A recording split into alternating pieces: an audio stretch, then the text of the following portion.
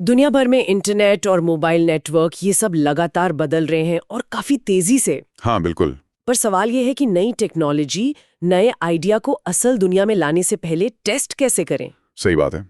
और यहीं पर NS3 जैसे कमाल के टूल्स काम आते हैं। हाँ, तो आज हम इसी NS3 पर थोड़ी गहराई से बात करेंगे और हमारी जानकारी का जरिया है असाइनमेंट ऑन क्लिक की एक गाइड। बिल्कुल। सोचिए आप बिना किसी असली कंप्यूटर या तार के अपने लैपटॉप पर ही एक पूरा वायरलेस नेटवर्क बना सकते हैं। अच्छा। हाँ, या मान लीजिए शहर का 5G नेटवर्क बना लिया और देख लिया कि वो कैसे काम करेगा। NS3 यही सब मुमकिन बनाता है। ये एक तरह की वर्चुअल लैब है बेसिकली। वर्चुअल लैब सुनने में दिलचस्प है। तो ये NS3 मतलब ये असल में है क्या चीज? गाइड इसे डिस्क्रीट इवेंट नेटवर्क सिमुलेटर कहता है।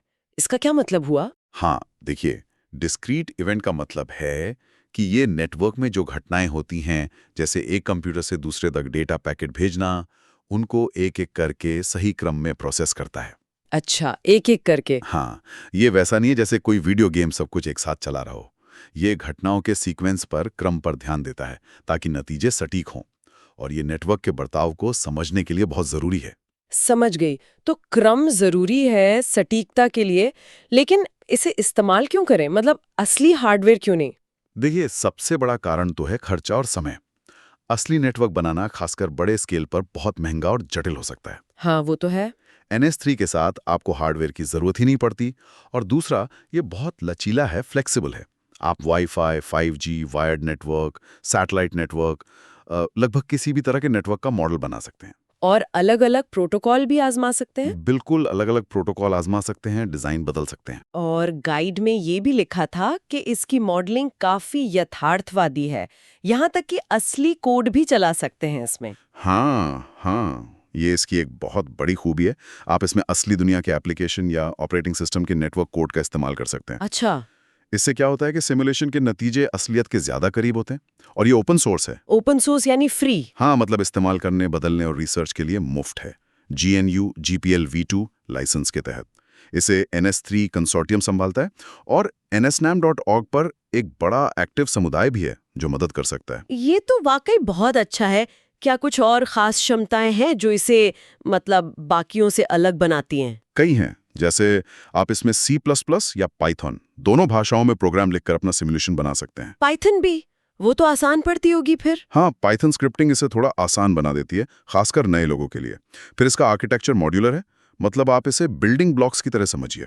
अच्छा। जरूरत के हिसाब से हिस्सों को जोड़ा या बदला जा सकता है। और एक बहुत ही शक्तिशाली फीचर है real time interaction. Real time वो क्या होता है? इसका मतलब है कि ये सिमुलेशन असली नेटवर्क डिवाइस से भी बात कर सकता है। सच में? यानी वर्चुअल दुनिया और असली दुनिया का मेल, कमाल है। और नतीजों को समझने के लिए क्या है, कुछ टूल्स वगैरह? हाँ हाँ, उसके लिए भी अच्छे टूल्स हैं। आप सिमुलेशन के दौरान जो भी हो रहा है, हर घटना का रिकॉर्ड बना सकते हैं। इनको ट्रेस फाइल्स कहते हैं। ट्रेस फाइल्स, ठीक है। इन फाइलों का विश्लेषण करके पता चलता है कि नेटवर्क में क्या हुआ, कहाँ दिक्कत आई। आप वायरशार्क जैसे जो पॉपुलर टूल्स है ना, हाँ, वायरशार्क तो काफी इस्तेमाल होता है। उसके लिए पैकेट कैप्चर फाइल .pcap फाइलें भी बना सकते हैं। हाँ। इससे आप हर एक डेटा पैकेट को बारीकी से देख सकते हैं। और एक NetAnim नाम का टूल है। NetAnim? हाँ, NetAnim।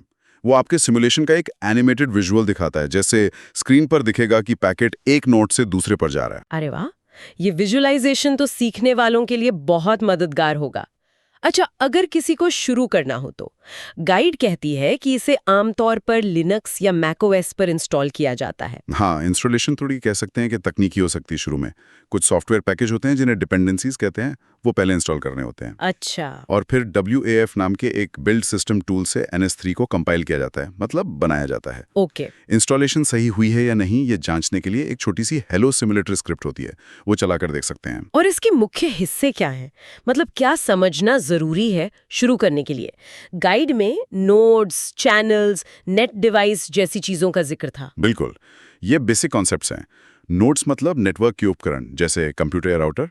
ठीक है। चैनल्स वो रास्ते हैं जिनसे नोड्स जुड़े होते हैं, जैसे ईथरनेट केबल हो गया या वायरलेस सिग्नल का मीडियम। नेट डिवाइस नोड पर लगे नेटवर्क कार्ड की तरह हैं। एप्लीकेशंस वो प्रोग्राम हैं जो डेटा भेजते या रिसीव करते हैं, जैसे कोई फाइल ट्रांसफर ऐप। अच्छा, जैसे वेब ब्राउजर? हाँ बिल्कुल। और हेल्पर्स कुछ खास फंक्शन होते हैं जो ये सारा सेटअप करने में मदद करते हैं। उसे आसान बनाते हैं। तो ये सारे बिल्डिंग ब्लॉक्स हैं जिनसे वो वर्चुअल नेटवर्क बनता है, और ये अलग-अलग तरह के नेटवर्क और प्रोटोकॉल सपोर्ट करता है, जैसे वाईफाई या ईथरनेट। हाँ हाँ, ये पॉइंट टू पॉइंट लिंक बना सकता है।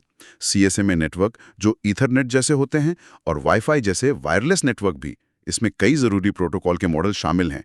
टीसीपी और यूडीपी, IPv4, IPv6, वाईफाई के अलग-अलग स्टैंडर्ड्स। काफी कुछ है इसमें। हाँ, और आप सिमुलेशन के पैरामीटर्स जैसे डेटा रेट कितना होगा, सिग्नल की ताकत कितनी होगी, ये सब एट्रीब्यूट्स के जरिए बदल सकते हैं, कंट्रोल कर सकते हैं। लगता है कि इसमें काफी गहराई है, मतलब एडवांस्ड यूजर्स के लिए भी बहुत कुछ होगा। निश्चित रूप से एडवांस्ड यूजर्स इसमें रियल टाइम इम्यूलेशन कर सकते हैं, मतलब असली हार्डवेयर के साथ सिमुलेशन चलाना। वही जो आपने पहले बताया था। हाँ, या फिर जटिल मोबिलिटी मॉडल इस्तेमाल कर सकते हैं, जैसे नेटवर्क में नोड्स कैसे घूमेंगे फिरेंगे, या फिर अपने खुद के बनाए हुए नए प्रोटोकॉल को टेस्ट कर सकते हैं। इसे दूसरे सिमुलेशन टूल्स के साथ भी जोड़ा जा सकता है। तो कुल मिलाकर देखें तो NS3 नेटवर्क रिसर्च और सीखने के लिए एक बहुत ही शक्तिशाली और लचीला, मतलब फ्लेक्सिबल मंच है। बिल्कुल। चाहे वो IoT हो, 5G, 6G की रिसर्च हो, या कोई भी नया नेटवर्क आइडिया, उसे वर्चुअल तरीके से परखने के लिए बेहतरीन है। एकदम सही। और शुरुआत करने के लिए सबसे अच्छा तरीका है कि nsnam.org पर जाएं, वहां दिए गए उदाहरणों और डॉक्यूमेंटेशन को देखें। समुदाय से जुड़ना भी काफी फायदेमंद हो सकता है, सवाल पूछ सकते हैं, मदद ले सकते हैं।